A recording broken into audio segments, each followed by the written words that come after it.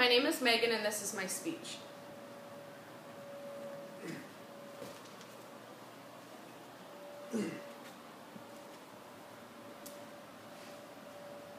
Have you ever thought about someone ripping your arms and legs off while you were completely conscious? No one ever wishes such pain on themselves on a daily basis. So why as Americans do we feel that it is okay to do this to an unborn baby? Debates can go on for days, weeks, or even months on one of the most controversial issues in the field of medicine today, abortion. This single word has the ability to invoke intense emotions from people, whether they agree or disagree with the concept. As I continue, I will persuade you to be against abortion, and I will prove to you that it is a crime. The definition of abortion is about the only commonality between activists for and against abortion. MedicineNet.com defines abortion as the mature exit of the products of conception being the fetus, fetal membrane, and placenta from the uterus. It is the loss of pregnancy and does not refer to why that pregnancy was lost.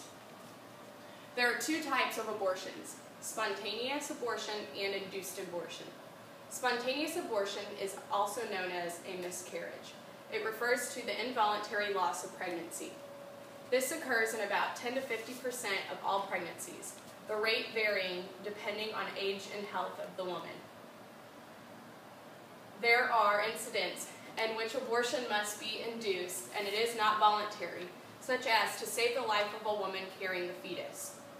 However, several induced abortions are done voluntarily, meaning the woman has a choice whether or not to terminate her pregnancy. The history of abortions in the U.S. started in 1880 and had no specific laws at all about abortions. In fact, women were allowed to get medical assistance at any time throughout their pregnancy in order to terminate their pregnancy.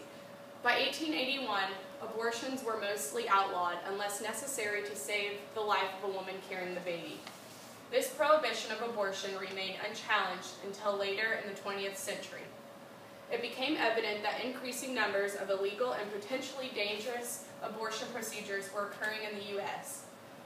At this time, the line between pro-life and pro-choice began to become defined. The question became, is it considered a murder to get an abortion as the pro-life activists believed? Or is it your body, your choice, as stated by the pro-choice people?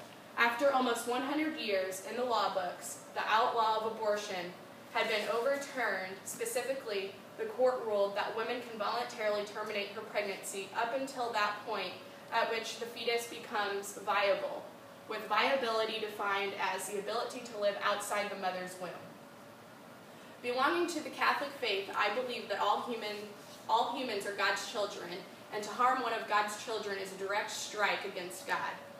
To pro-life activists like myself, life is defined at the moment of conception, or when the egg meets the sperm. In the Bible, Jeremiah states, "Before I formed you, I knew you." When it comes to incorporating God in our life, abortion does not sound fitting. God created this earth, created us, and has a plan for all. Abortion does not allow the unborn baby to have a choice, whether newborn or not. This is unfair to the unborn baby and to God. In this way, abortion is murder, abortion is selfish, abortion is unfair, and the bottom line is abortion is forever.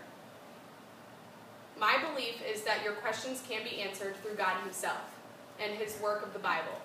Belief in God and our creation by Him and His authorship of life, of His commandments, and His justice. The bottom line is that our religious faith motivates us.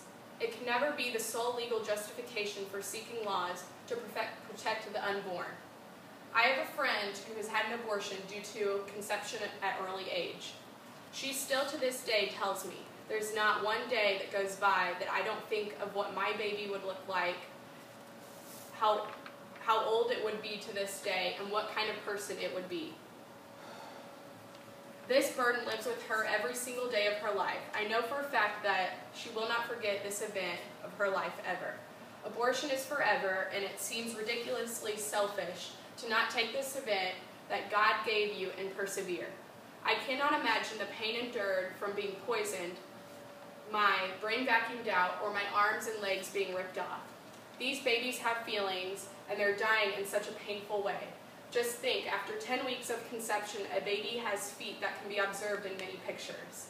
These images and thoughts that these babies feel are heart-wrenching and is enough evidence to convince me that once again, abortion is murder and completely wrong.